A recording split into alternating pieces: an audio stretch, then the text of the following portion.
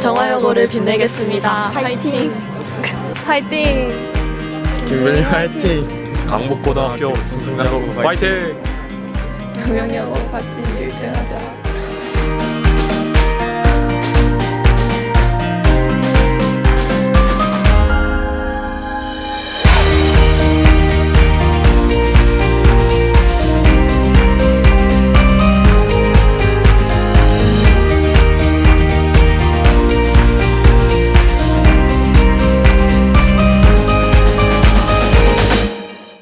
토론대 결승을 맡은 진행자 강민기입니다. 결승전 토론 진행 방식에 대해서 간단히 말씀드리겠습니다. 결승전 토론 시간은 총 28분입니다. 기조연설 각 1분, 자유토론 각 12분으로 총 24분, 맺은말 각 1분입니다. 기조연설과 맺은말은 찬성팀부터 시작하고 자유토론 발언은 반대팀부터 시작합니다. 아울러 자유토론 시 발언 시간은 각 팀당 2분을 넘을 수 없습니다. 자료 및 발언 요지를 적은 원고는 A4 용지 크기 6매 이내에서 소지 가능하며 토론자는 정확하고 객관적인 사실과 증거만을 사용하되 토론 중에 제시 이용되는 규정에 대한 출처와 근거 등에 대하여 상대 측에 제시 요구가 있을 경우 이에 응하여야 함을 알려드립니다. 또한 토론 시간, 토론 방식 등을 지키지 않은 경우 감점 요인이 될 수 있다는 점 말씀드리겠습니다. 네, 사전 투표를 통해 찬반이 결정되었습니다. 대회 진행에 앞서 긴장을 푸는 의미에서 우리 결승전에 오른 두 팀의 소개와 각오를 한번 들어보면 좋을 것 같습니다. 네, 지금은 너무 긴장하지 마시고요. 편안하게 말씀해 주시면 되겠습니다. 어느 팀부터 하는 게 맞을까요? 네, 우리 에이토 팀 가급적 두 분의 목소리를 다 듣고 싶어서 한 분이 이제 팀명을 소개해 주시고 한 명이 각오를 말씀해 주시면 좋을 것 같은데 네, 부탁드리겠습니다. 안녕하세요. 엘토팀의 김세은, 김민정입니다. 네. 팀명의 뜻이 어떻게 됩니까? 엘토. 학교 대회에 출마를 먼저 했었어서 거기서 그냥 즉흥적으로 지은 이름입니다. 즉흥적으로 지었다. 팀명의 뜻이나 그런 건 없을까요 혹시? 되게 밝기 부끄러워가지고 네, 둘만의 어떤 의미가 있는 것 같습니다. 각오 한 말씀 부탁드리겠습니다. 저희 사실 여기까지 올지도 몰랐는데 일단 여기까지 온 만큼 최선 다하겠습니다. 네, 고맙습니다. 박수 한번 보내주십시오.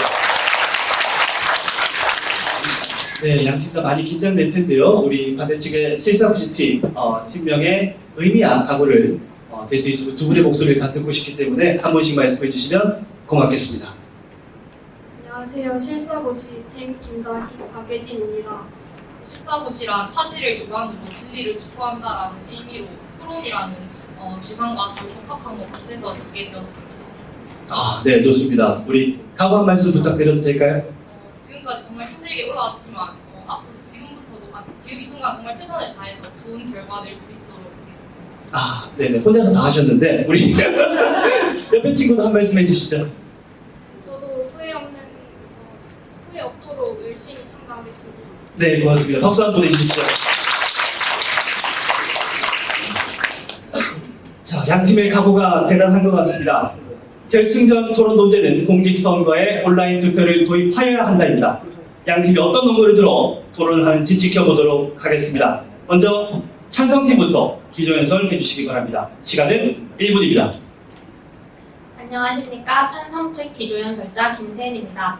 저희는 공직선거에 온라인 투표를 도입해야 한다는 주제에 아래와 같은 세 가지 근거를 들어 찬성하는 바입니다. 첫째, 투표 편의성 제고를 통한 청장년층 참여민주주의 확대를 이룰 수 있습니다. 현재 우리나라의 투표율은 50에서 80% 이내이나 미래를 이끌어 나가야 할 청장년층들의 투표율이 평균 49.7%로 비교적 낮은 편에 속합니다. 이는 온라인 투표를 도입하게 될 시 해결 가능한 문제입니다. 둘째, 선거 비용 절감이 가능합니다. 선거관리위원회에 따르면 우리나라의 투 개표 비용 및 인건비는 5,113억 원에 달합니다. 온라인 투표를 도입하게 되면 선거 비용이 현저히 절감 가능할 것입니다. 셋째, 공정한 투표를 시행할 수 있습니다. 온라인 투표 도입 시 시행하려고 하는 시스템은 블록체인 기술로서 선거 결과 조작, 해킹이 어려울 뿐만 아니라 결과가 즉시 저장되기 때문에 공정한 투표가 가능합니다. 이러한 근거로 저희는 본 논제에 찬성합니다. 감사합니다. 네, 찬성팀 기조연설 잘 들었습니다. 다음은 반대팀 기조연설 해주시기 바랍니다. 시간은 동일하게 1분입니다. 대한민국은 민주주의 국가입니다. 민주주의의 궁극적 목표는 시민의 뜻을 잘 파악하여 실현하는 데 있다고 역설하며 이번 논제에 반대하는 바입니다. 첫째, 비밀투표의 원칙을 보장하기 힘듭니다. 온라인 투표는 투표 장소를 통제할 수 없습니다. 이는 온라인 투표가 가지는 근본적 특성으로 협박, 강압의 상황이 벌어지거나 대리투표가 발생해도 이를 구제할 수 없습니다. 둘째, 기술 및 보안상의 문제가 있으며 해킹 시 재검토가 불가능합니다. 신원 확인과 인명 보장을 동시에 해야 한다는 점에서 신뢰성이 떨어지며 재검토가 불가능해 문제 발생 시 해당 투표가 효력을 잃을 수 있습니다. 셋째, 온라인 투표로 인한 투표율 증가가 정확한 민의 반영을 오히려 방해할 수 있습니다. 투표 접근성 향상이라는 특징 뒤에는 아무나 찍어버리는 부성의한 투표가 늘어난다는 단점이 존재합니다. 이는 오히려 민주주의의 질적 향상에 장애물이 될 수 있습니다. 네, 양팀 기조연설 잘 들었습니다. 이제 자유토론을 시작하겠습니다. 팀당 사용할 수 있는 시간은 12분이고 1회 발언 시간은 팀당 2분을 넘지 못합니다. 반대팀부터 자유토론 시작해 주시기 바랍니다. 모든 권력은 신뢰다. 영국 정치가 디즐레이디의 명언입니다. 종이 투표와 달리 온라인 투표는 투표와 개표 과정에서 문제가 생겨도 투표 용지와 같은 증거가 없어 재검표가 불가능합니다. 따라서 해당 투표 자체가 물미해지는 등 정치에 대한 국민의 불신을 야기할 수 있습니다. 국민의 신뢰가 없다면 과연 그것이 민주 정치를 위한 제도라고 말할 수 있을까요? 저희 이에 대해서 이렇게 답변해 드리고 싶습니다. 현재 우리가 사용하고자 하는 시스템의 암호화 시스템 블록체인 시스템입니다. 그것에 걸린 암호화 코드를 국민들에게 공개하는 형식으로 투표를 시행하면 어떨까라고 생각하는데요. 이는 이미 에스토니아에서도 사용하고 있는 방식입니다. 이렇게 투표를 진행한다면 좀 더 공정하고 투명한 선거가 될 것이라고 생각합니다. 답변 드리겠습니다. 에스토니아의 경우 국민 인원이 130명 정도로 매우 작습니다. 그래서 국민 전체에게 ID 카드를 보급하여 이를 바탕으로 투표를 진행하는 방식을 사용하고 온라인 투표를 진행하고 있습니다. 그러나 우리나라의 경우 에스토니아의 약 40배 정도의 인구를 가지고 있으며 사실상 에스토니아를 근거를 들어 우리나라에 온라인 투표를 도입해야 한다라고 주장하기에는 무리가 있습니다. 그리고 또한 아까 일론 찬성층께서는 일론에서 투표 편의성을 제고하여 청장년층의 투표율을 높일 수 있다 말씀하셨는데 현재 발생하는 투표율이 낮은 문제는 투표 방식의 문제가 아니라고 생각합니다. 현재 네거티브 정치 운동으로 인한 부정적 인식 그리고 정치에 대한 불신 그런 인식과 그리고 의식적 문제들이 사람들로 하여금 투표를 못하는 것이 아닌 투표를 포기하게 되는 그런 상황을 야기하는 것입니다. 그에 저희는 온라인 투표를 도입하더라도 투표 편의성이 올라가는 건 인정하지만 이를 통해 투표율을 높일 수 있다는 거에는 반대하는 입장입니다. 첨언하겠습니다. 해킹 등 여러 많은 사례 중에서 증명되듯 온라인 기반 시스템은 그 자체로 고위험 시스템입니다. 특히 블록체인에 대해서 얘기해 주셨는데 블록체인 시스템에서 블록체인 채굴자 또는 이해 관계자는 추가되는 항목을 통제할 수 있는 재량권을 가지게 되는 특징이 있습니다. 그들은 이 권력을 통해 특정 지역 또는 계층의 투표에 압력을 가할 수 있으며 이루어진 합의에 의문을 제기함으로써 혼란과 불확실성을 부추길 수 있습니다. 그 보안성과 안정성을 확실하게 확보받지 못하면서 소수에 의해 민주주의가 유린될 수 있는 기술을 과연 적용한다고 해서 민주주의의 극대화에 기여할 수 있을지는 의문입니다. 반대측에 대해서 답변 드리도록 하겠습니다. 저희가 준비한 이 자료에 보이면 투표에 참여하지 못한 이유는 개인적인 일, 출근 등으로 시공간의 제약을 받아서입니다. 온라인 투표는 시간과 공간의 제약이 없기 때문에 이러한 문제가 해결 가능할 것이고, 이로 인해서 모든 연령층의 참여율이 높아질 뿐만 아니라 청장년층의 참여율이 높아 민주주의를 확대시킬 수 있을 것입니다. 또한 말씀드리자면 아까 저희가 말씀드렸던 에스토니아의 예시를 들면 보안성을 지킬 수 있다고 생각합니다. 첨언하겠습니다.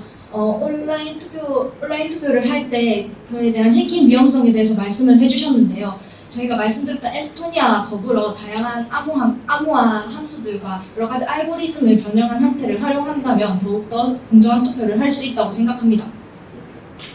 먼저 질문 하나 드리겠습니다. 방금 제시해주신 그 도표 자료에 대해서 그 출처를 물어도 되겠습니까? 중앙선거관리위원회에서 밝혀온 자료입니다.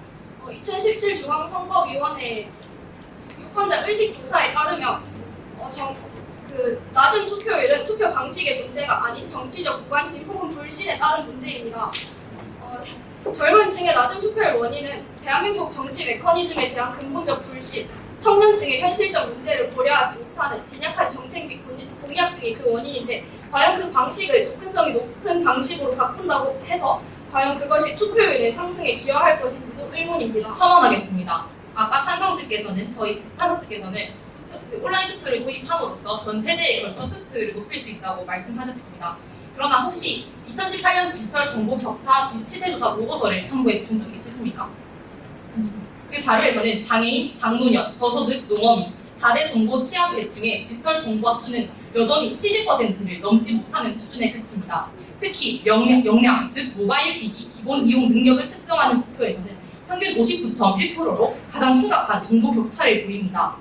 투표가 민주주의 국가의 국민으로서 아무나 할 수 있는 것이 아닌 온라인 기기가 있어야만 할 수 있는 행위가 된다면, 이는 모든 국민은 정치적, 경제적, 문화적, 사회적 생활의 모든 영역에 있어서 차별을 받지 아니한다라고 하는 헌법 제11조 1항의 내용에 어긋나는 행위일 것입니다. 답변 드리겠습니다. 중앙선거관리위원회에 따르면 비정규직 노동자 중 65%가 투표하지 않는 것이 아니라 시간 관계상 하지 못하는 것이라고 밝혔습니다. 그에 따르면 저희가 주장한 논제는 맞다고 보고요. 또 추가하겠습니다. 온라인을 접하기 힘든 이들은 어떻게 할 것이냐라고 얘기를 해주셨는데요. 저희가 조사한 자료에 따르면 IBM에서 시행하고 있는 ARS 전화 시스템을 이용한다면 이 문제를 해결할 수 있다고 생각합니다. 시사 저널 E에 따르면 ARS 서비스를 이용한 고객 중 60% 이상은 50대 이상이었고, 이처럼 좀 더 보급하기 쉬운 기술임을 확인할 수 있었습니다. 첨언하겠습니다. 그다음 온라인 투표에는 많은 종류와 방법들이 있습니다. 전화 투표, 인터넷으로 접속 가능한 컴퓨터, 휴대폰, 탭북 등의 방법과 SMS 문자 시스템, 심지어 양방향 TV로도 온라인 투표에 참여할 수 있습니다. 이렇게 많은 방식을 사용한다면 온라인에 접근하기 힘든 이들도 온라인 투표를 쉽게 적용할 수 있을 것이라 생각됩니다. 그리고 질문 드리고 싶습니다. 언론하실 때 미니 반영을 제한해서 미니 반영이 좀 더 저하될 수 있다고 하셨는데, 무성의한 투표가 생길 수 있는 이유는 무엇입니까? 실제로 50대가 작년 중앙선거위 유권자 의식 조사에 따르면 50대 유권자의 23.9%, 60대 유권자의 16.2%, 70대 유권자의 16.4%만이 투표에 있어서 정책, 공약을 중요시한다라고 답했습니다. 그리고 또한 서울시립대가 밝힌 연구 결과에 따르면 4.11 총선 투표 계획에서 투표하겠다 응답한 학생은 70%를 넘는 것으로 상대적으로 높았지만, 그에 반해 정치에 대한 관심은 현저히 떨어졌습니다. 응답자 중 79%가 지지하는 후보가 없다고 밝혔고, 자신의 지역구에 출마한 후보를 묻는 질문에도 50%가 모르겠다고 대답했습니다. 그리고 호주는 투표율이 전 세계에서 가장 높은 국가 중 하나입니다. 90%가 높은 투표율을 자랑하는데요. 그러나 혹시 당나귀 투표라는 말을 들어본 적 있으십니까? 네. 이는 자신의 정치적 의사 없이 아무나 투표하는 것을 의미하는데요. 이런 호주의 투표율이 가장 높은 호주에서도 당락이 투표라는 말이 사용될 정도로 투표율의 반영이 곧 민주주의의 진화를 의미하는 것은 아니라는 것을 언급드리고 싶습니다. 여기에 대해서 답변드리고 싶습니다. 호주 같은 경우에는 의무투표제를 실시하고 있습니다. 이에 따라서 사람들은 투표를 하지 않을 시 벌금을 내야 하기 때문에 동기투표, 즉 당락이 투표라는 말이 나오게 된 것입니다. 그래서 이 지금 온라인 투표를 논하는 과정에서 의무투표제 얘기가 나온다는 것은 말이 안 된다고 생각하는데 이에 대해서 어떻게 생각하시나요? 저희가 호주의 사례를 언급한 것은 그 의무투표제나 그런 정책을 제외하고도 단순히 높은 투표율이 높은 시민들의 높은 민주주의 의식으로 이어질 수 없다라는 점을 강조하기 위해서 사용한 사례입니다. 호주의 높은 투표율은 의무투표제라는 제도에 의해서 만들어진 투표율입니다. 다르게 보자면 온라인 투표를 도입해서 높은 투표율을 반영한다면 시간이 없는 사람들에게도 참정권을 주게 되어 더 민의 반영을 확실히 할 수 있다고 생각합니다. 질문 드리겠습니다. 저희가 일론에서 언급한 것과 같이 온라인 투표는 자신이 투표를 하는 장소를 통제할 수 없습니다. 이는 온라인 투표가 가지는 가장 기본적 특성이죠. 하지만 이는 주변에서 협박, 강압이 이루어져 자신의 소중한 한 표를 행사하지 못하는 상황이 발생하거나 대리투표가 발생해도 구제할 수 없다는 그 선거 4대 원칙 중 하나인 비밀선거를 보장하지 못한다는 그런 근본적 문제에 부딪힙니다. 이러한 문제를 어떻게 해결해야 한다고 생각하십니까? 홍채인식, 지문, 정맥 등의 신체인식으로 대리투표를 최소화할 수 있다고 봅니다.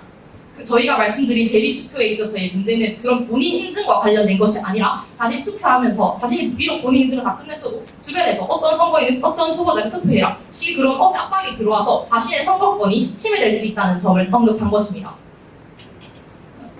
민주주의에서 참정권은 매우 중요합니다. 그렇기 때문에 협박이나 외부에서 위협이 올 수 있다는 것은 인정합니다. 하지만 외부에서 어느 곳에서 어떤 경로를 통해서 협박이나 위협이 들어올 수 있는지 모릅니다. 잘 듣겠습니다. 현재 공직선거법에서는 비밀선거의 원칙을 보장하며 투표 참관인을 동행하며 투표를 진행하는 것을 원칙으로 합니다. 하지만 원격 온라인 투표가 가능해질 시 투표를 하는 장소가 어디든 그 장소에 투표 참관인이 없기 때문에 선거인의 행동을 통제하기가 어렵습니다. 따라서 비밀선거의 원칙뿐만 아니라 공직선거법의 166조 2항 제167조의 사항을 확인하기가 힘듭니다. 이러한 문제는 다른 사람의 강압에 의해 투표를 하게 된다면 1인 1표의 원칙을 훼손하기 때문에 비밀선거의 원칙은 물론 제가 아까 언급드린 공직선거법 그리고 또한 평등선거의 원칙까지 위배될 수 있는 행위입니다. 법 쪽에 대해서 말씀을 해주셨습니다. 그러면 혹시 우리나라에서도 지금 온라인 투표가 시행되고 있다는 것을 아십니까? 네. K-보팅이라고 온라인 투표가 현재 우리나라에서도 시행 중에 있습니다. 그리고 저희가 여기에 자료를 보시면은 행정자치고시 제2016-35호에 온라인 투표 개인 정보의 안전성 확보 기준이 다 명시되어 있는 걸로 나와 있습니다. 물론 지금 온라인 기반 시스템을 활용한 선거가 시행되고 있는 것은 사실입니다. 하지만 혹시 그런 온라인 선거가 어느 영역에 사용되고 있는지 아십니까? 주민 투표와 아까 말씀드렸던 K-보팅 등의 실생활에서 사용되고 있는 것으로 알고 있습니다. 추가하자면 온라인 투표 중에 대표적인 투표인 K-보팅은 2014년 도입 당시 104건이지만 2015년 512건, 2016년 1026건으로 이용 실적이 급격하게 상승 중에 있습니다. 이를 보았을 때 국민들의 여론과 이용 실적이 좋다고 말할 수 있지 않습니까? 말씀하신 사례 모두 소규모로 그렇게 사용되지 않는 사례이죠. 이미 우리나라에서 블록체인 기반 온라인 선거가 혹은 그저 온라인 기반 시스템을 활용한 선거가 사용되고 있는 것은 사실입니다. 하지만 그럼에도 불구하고 소규모로 그렇게 사용되지 않는 데는 명백한 이유가 존재합니다. 저희는 그것을 신뢰성 혹은 보안성이 확신 불가하다는 점을 꼽겠습니다. 첨언하겠습니다. 아까 찬성 측께서는 블록체인을 근거로 공정한 투표가 진행 가능하다고 말씀하셨습니다. 그러나 블록체인은 완전한 기술이 아닙니다.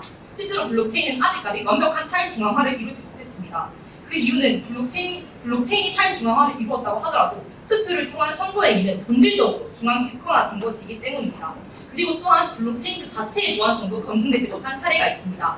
혹시 가상화폐에서 블록체인 기술을 활용하는 거 알고 계십니까? 네. 실제로 일본산 가상화폐인 모나코인이 블록체인 거래 기록이 조작되어 러시아 가상화폐 거래소 라이브 코인이 가상화폐를 탈취당했습니다. 보통 블록체인은 사람들에게 이는 그 가까이 분산 원장을 이용하기 때문에 정보의 보안에 있어서는 매우 탁월하다라는 인식으로 알려져 있는데요. 이 사례를 통해서 블록체인도 충분히 해킹이 될 수 있음을 말씀드리는 바입니다. 저희는 그 금융권에서 있었던 블록체인 기술에 의한 탈취가 꼭 블록체인 기술만의 문제는 아니었다는 것을 말씀드리면서 그 블록체인 기술은 금융권에서 이용하는 일부의 블록체인 기술이고 또한 각각 다른 블록체인 기술이 활용될 수 있다는 것을 말씀드리고 싶습니다. 첨언하겠습니다. 보안성, 신뢰성을 높이기 위한 방법을 물으신 것 같은데, 보안성, 신뢰성을 높이기 위해서 온라인 투표에 활용되는 투표 결과를 암호화하고 그 과정에서 필수적인 암호화 코드를 공개하여 국민들의 투표 코드가 훼손되지 않음을 국민들이 바로바로 볼 수 있기 때문에 해킹이나 그런 것이 좀 불가능하다고 봅니다. 방금 해킹이 불가능하다고 말씀하셨는데 그렇다면 혹시 디도스 공격에 대해서 들어보셨습니까? 아니요. 디도스 공격이란 서비스 거부 공격으로 수많은 좀비 PC를 활용해 시스템을 악의적으로 공격하여 해당 시스템의 자원을 부족하게 하는 공격을 뜻합니다. 2010년 미국이 디도스 공격을 받아 미국 인터넷 절반이 마비되었던 사건이 있으며 백악관이 마비된 사례도 있고 언급하셨던 K-부팅 시스템 역시 이러한 문제로 인해 보안성이 완전히 확보되지 않았습니다. 디도스 공격은 해킹 시도가 아닌 사이트 자체를 마비시켜버리는 공격으로서 근본적인 해결책이 현 기술상 존재하지 않습니다. 첨언하겠습니다. 실제로 과거 서울시장 보궐선거 당시 중앙선거관리위원회가 디도스의 공격을 받아서 마비된 사건이 있었습니다. 선관위 홈페이지 경우 투표소 위치를 검색하는 기능이 마비되었고 이에 특검의 수사까지 진행하였으나 정확한 진상규명이 되지 않았습니다. 디도스 공격은 좀비 PC를 활용하여 그 수를 무차별적으로 그 해당 서버를 공격해서 마비시켜버린다는 점에서 그 출처를 밝히기가 매우 힘들고, 만약 투표 도중에 디도스 공격같이 그런 사이버 공격이 발생하여서 투표가 중단되어 버리거나 아니면 그 해당 투표가 실효성을 잃게 된다면 이는 대한민국 정치에 대한 국민들의 신뢰를 매우 떨어뜨릴 것입니다. 그렇다면 저희가 다른 얘기를 하나 드리고 싶습니다. 현재 모바일 온라인 투표에 대해서 얘기를 하고 계신데요. 온라인 투표 2012년에 이루어졌던 전당대 투표 결과에 대해서 말씀드리고 싶습니다. 여기 보시면 전당대 투표 결과에 온라인 투표는 5136표이고 현장 투표는 1195표입니다. 또 다른 후보의 경우에도 모바일 투표로는 46,343표, 현장 투표로는 1,096표, 이렇게 온라인 투표로 훨씬 더 많은 인원이 투표했음을 알 수 있습니다. 이렇게 온라인 투표가 원활히 진행되는 것은 국민들의 신뢰가 충분히 하였고 현재 우리의 블록체인 기술도 그만큼 따라왔기 때문에 가능한 일이라고 생각합니다. 현재 우리나라의 블록체인 기술이 공직선거에서의 그런 시스템을 감당할 만큼 발전했다는 증거가 있습니까? 저희가 참고했던 중앙선관위의 유튜브 영상을 보게 되면 거기서 전문가분께서 나오셔서 블록체인 기술에 대해서 설명해 주셨고 그에 따라서 현재 블록체인 기술은 해킹이 어려운 만큼 고도의 기술로 발전했다고 말씀해 주셨습니다. 언급하신 전문가가 혹시 누군지 여쭐 수 있을까요? 성함은 모르지만 그 유튜브 영상으로 확인했습니다. 그 투표율에 대해서도 현장 투표율이 높다고도 말씀해 주셨는데 저희는 오히려 접근성이 높은 온라인 투표를 도입하게 돼서 양적 투표율이 증가한다면 그것은 오히려 질적 투표를 하락시켜 민주주의 실현에 걸림돌이 될 수 있다고 말씀드리고 싶습니다. 이에 대한 의견이 궁금합니다. 저희는 투표율을 높일 수 있는 방법으로 온라인 투표를 제시한 것입니다. IBM에서 시행한 ARS 전화 투표 시스템은 기술적으로 완벽히 보장되어 있고 많은 이들이 이용을 해 투표율을 높이고 있습니다. 우리나라도 이렇게 온라인 투표를 도입해서 시스템을 적용시킨다면 투표율이 현저히 증가할 것으로 보입니다. 답변드리겠습니다. 아까 방금 창선씨께서 언급하신 온라인 투표가 투표율을 높이기 위해서 도입한다. 그럼 과연 투표의 궁극적 목적은 무엇입니까? 바로 민주주의의 실현입니다. 투표는 민주주의에서 가장 중요한 의사결정 과정으로 투표의 과정에서 그 보안성과 신뢰성을 확보할 수 없고 그 결과가 투표한 국민들마저 그 결과를 믿을 수 없다면 그것이 아무리 투표율이 높인데 그것이 무슨 소용이 있겠습니까? 첨언하겠습니다. 이미 선관위를 중심으로 우리나라의 투표율을 높이기 위한 제도적 개선은 진행되어 왔습니다. 투표 참여 촉진 제도로 보면 OECD 국가들 중 상당히 앞서 있는 편으로 10년 투표 확대, 사전 투표 확대, 투표소 설치 확대, 시민들의 정치적 관심을 끌어올릴 수 있는 캠페인 혹은 아이디어 등 온라인 투표가 아니더라도 투표율 상승 가능한 방법은 충분히 많습니다. 또한 역대 대선 투표율을 보면 17대 대선부터 19대 대선까지 투표율은 지속적으로 증가하는 추세입니다. 이를 보면 투표율의 감소는 더 이상 대한민국 정치에서의 긴급한 문제가 아니며 굳이 온라인 투표의 위험성을 감수하면서까지 온라인 투표를 도입해야 할 이유가 있을까요? 저희는 자료 2개를 제시해드리고 싶습니다. 중앙선관위 자료에 따르면 비정규직 노동자 65%가 투표를 하지 않는 것이 아니라 시간이 없어서 투표를 못한다고 답변을 했고요. 21세기 정치학회에 따르면 상대적으로 학력이 낮고 가난한 노동자들은 투표할 시간이 없어 투표를 못한다고 답변한 바 있습니다. 이에 따라 저희들은 이러한 투표 시간과 공간의 제약에 따라서 투표를 하지 못하는 분들의 참정권을 보장하여 더 높은 투표율을 제고하고 더 나은 민주주의를 이룩한다는 말씀을 드리고 싶습니다. 답변 드리겠습니다. 온라인 투표의 도입이 접근성을 원인으로 투표를 하지 못한다는 그런 유권자들의 투표 참여를 증진시킬 수 있다는 점 인정합니다. 그러나 현재는 아직까지 디지털 취약 계층에 대한 그런 정보 시스템적 마력이 되지 않은 상태입니다. 혹시 60대와 70대 그 세대의 투표율이 한국에서 가장 높다는 거 알고 계십니까? 네. 그럼에도 불구하고 70대 인터넷 사용률은 38.6%에 불과합니다. 그들은 지금 현재 투표에 있어서 가장 큰 영향력을 보이고 있는 세대의 투표 접근성을 감소시킬 수도 있는 온라인 투표인데 이에 대해서 어떻게 생각하십니까? 첨언하겠습니다. 저희가 아까 접근성의 문제보다는 정치 자체에 대한 낮은 신뢰도를 바탕으로 투표율이 낮다고 말씀드렸는데요. 온라인 투표는 말 그대로 사람이 만든 기술로 진행되는 투표인 만큼 보안상 기술상의 문제가 발생할 수밖에 없다는 것은 자명한 사실입니다. 또한 투표가 실물로 진행되는 것이 아니라 현실 감각을 떨어뜨리고 심리적으로 실물성, 가시성이 높은 종이 투표에 비해 정치적 표현감을 떨어뜨릴 가능성이 매우 높은 것 역시 사실입니다. 이는 약간의 문제가 발생하기라도 하면 대한민국 정치 자체에 대한 신뢰 감소로 이어질 수 있으며 이는 또한 투표율 자체 오히려 투표율을 증가시키기 위해 도입한 온라인 투표 제도가 투표율을 낮추는 결과로 이어질 것입니다. 답변 드리겠습니다. IT 동아일보에서 조사한 2015년까지 우리나라 전국민 인터넷 사용률은 10대에서 40대의 경우 99.9%, 50대의 경우 89.3%, 60대의 경우 59.6%로 낮은 비율이 아닙니다. 또한 시사저널 E에 따르면 ARS 서비스를 이용한 고객 중 60% 이상은 50대 고객이었고요. 외국의 사례를 또 들어보자면 스위스의 경우에도 온라인 투표 시스템을 도입하는데 지방 정부가 투표에 참여하기 힘든 이들을 대상으로 투표 참여 장려하는 시스템이 많이 있었습니다. 첨언하겠습니다. 저희는 온라인 투표에 단지 인터넷으로 접속 가능한 컴퓨터나 휴대기기를 이용하는 것뿐만 아니라 아까도 말씀드린 것처럼 전화투표나 SMS, ARS 등 다양한 온라인 투표 시스템이 있다는 것을 말씀드리면서 그것들을 도입한다면 온라인 투표 시스템을 더 확장할 수 있다고 생각합니다. 그러면 답변 드리겠습니다. 아까 찬성 측에서는 입론에서 온라인 투표가 선거 비용을 절감할 것이라고 말씀하셨습니다. 그러나 방금 언급하신 여러 종류의 온라인 투표를 다 모두 도입해서 각각의 계층에 활용하게 된다면 이는 오히려 선거 비용을 증대하게 되어 찬성 측에서 제시하신 논거와 어긋나는 말이 됩니다. 이에 대한 답변 부탁드립니다. 아까 말씀드렸다시피 선거관리위원회에 따르면 우리나라의 투개표 비용 및 인건비는 5,113억 원에 달합니다. 온라인 투표를 도입하게 된다면 이러한 비용이 다 절감 가능할 것이기 때문에 저희는 온라인 투표를 도입하게 될 시 선거 비용 절감이 가능하다고 보고요. 그 다음에 바로바로 결과를 확인할 수 있기 때문에 인건비 또한 줄어들어서 선거 비용이 절감 가능하다고 말씀드리고 싶습니다.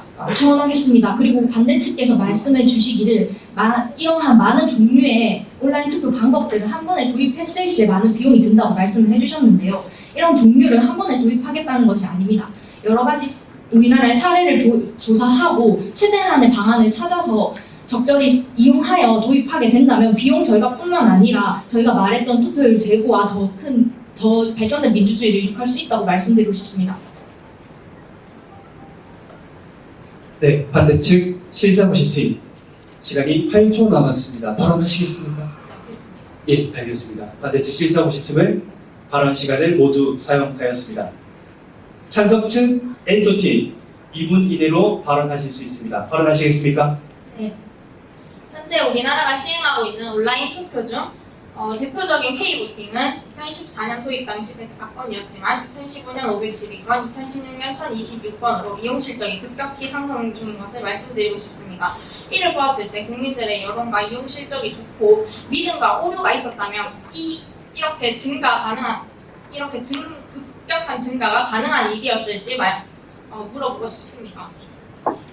또 저희가 선거 비용 절감에 대해서 계속 말씀을 드리는데요. 저희가 이런 다양한 온라인 투표 시스템을 도입하여서 온라인 투표를 시행하고 싶다고 말씀드린 바 있습니다. 이처럼 온라인 투표의 점진적 도입에는 많은 비용이 들겠지만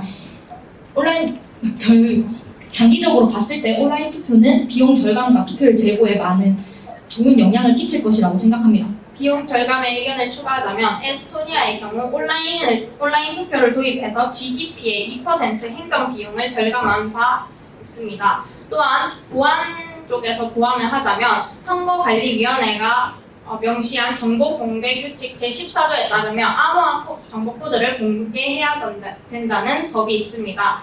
따라서 결과 조작이 불가하다는 말씀을 드리고 싶습니다. 네. 발언 마무리하시겠습니까? 예. 양측의 열띤 토론 잘 들었습니다. 찬성 측의 엔조팀은 공직선거 온라인 투표 도입을 찬성하는 논지를 펼쳤고 반대 측의 실사부지팀은 온라인 투표 도입에 반대하는 주장을 펼쳤습니다. 마지막으로 양 팀에게 못하신 말씀이나 보충하고 싶은 말씀을 할 수 있는 시간을 드리겠습니다. 먼저 찬성팀부터 맺은 말을 해주시기 바랍니다. 시간은 1분입니다. 찬성 측 토론자 김민정입니다. 저희는 계속 얘기해왔던 비용 절감에 대해서 강조함과 더불어서 민의 반영에 대해서 말씀드리고 싶습니다. 다양한 온라인 투표 시스템을 활용하여 투표율이 높았던 60대, 50대 투표율을 여전히 유지하고 또 청장년층의 의견도 더 잘 수용하여서 더 큰 민주주의를 이룩해야 한다고 생각합니다. 또한 비밀투표에 대해서 말씀을 해주셨는데요. 비밀투표를 보완하기 위해서 더 발전된 기술이 신체 인식뿐만 아니라 공인인증서나 개인 아이디 같은 방법도 쓸 수 있다고 말씀드리고 싶습니다. 정치의 가장 무관심한 큰 벌은 가장 저질스러운 인간들에게 지배를 받는 것이다. 이 말은 바로 플라톤이란 말입니다. 이처럼 정치에 점점 무관심해지고 있는 지금 우리는 온라인 투표를 도입하여 더 나은 민주주의를 이룩해야 한다고 생각합니다. 따라서 저희는 온라인 투표를 도입을 통한 편의성 제고로 인한 참여의 확대와 비용 절감, 공정한 투표를 들어 이 주제에 찬성하는 바입니다. 감사합니다. 다음은 반대팀 맺은 말 부탁드립니다. 시간은 동일하게 1분입니다. 헌법 제1조 1항 대한민국은 민주공화국이다. 국가는 최고 권력자인 국민의 의사를 정확히 파악하여 실현할 의무가 있습니다. 이에 누군가 공직선거에서의 온라인 투표 도입이 민의 반영을 통한 민주주의 향상에 기여할 것이냐고 묻는다면 저희의 대답은 아니오입니다. 이에 대해 저희는 온라인 투표의 근원적 특성상 비밀 투표를 보장할 수 없다. 국민의 신뢰를 얻을 수 없다. 오히려 민의 반영의 장애물이 될 것이다. 이 세 가지 근거를 통해 저희의 주장을 피력하였습니다. 특히 찬성 측에서는 저희의 첫 번째 근거인 비밀선거, 평등선거, 공직선거법 등 여러 선거의 원칙을 위반할 수 있다는 점을 인정하였습니다. 또한 디도스 공격 등 직접적인 해킹이 아닌 사이트 자체를 공격할 수 있는 그 위험성에 대해서는 전혀 저희는 답변을 듣지 못하였습니다. 온라인 투표로 인해 얻을 편익보다 여러 단점과 위험성 등으로 대한민국 민주주의 실현에 미칠 악영향이 더 크다는 점을 역설하며 공직선거에서의 온라인 투표 도입을 다시 한번 강력하게 반대하는 바입니다. 감사합니다.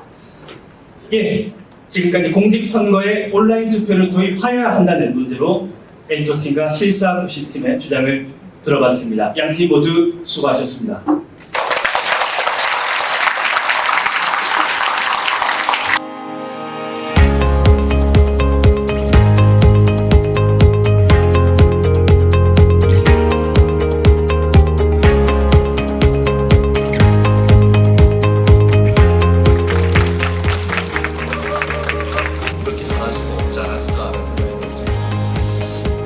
어떤 팀에게 우선을 줘야 되는지에 대해 상당히 고민이 많았습니다. 근데 다행히도 저희 심사위원들은 만장일치로 새로운 대안을 찾아 나가는 모습에서 바람직한 민주시민의 자질을 보았습니다. 가까운 미래 우리나라를 이끌어갈 훌륭한 제목들이라는 확신을 갖게 되어 제9회 대구광역시 고등학생 토론대회 대상 축하! 축하드립니다. 포상고등학교 실사구팀 축하드립니다. 박수 보내주십시오.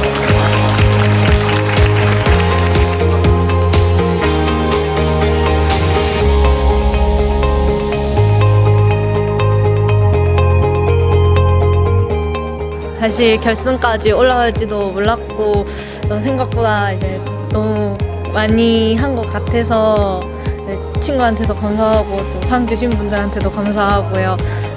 많이 떠듬고 그래서 사실 결승에서 아쉬움 많이 남는데 이제 더 열심히 해가지고 전국대회에서도 잘 해보겠습니다.